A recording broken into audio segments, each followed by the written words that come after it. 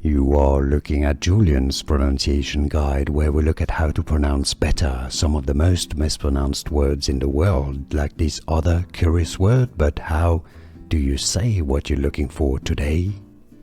Let's learn once and for all how to pronounce this name correctly. In French, this is a name most common in French, most commonly used in France, even though the origin is Celtic. It's used in Brittany, France. It means prince.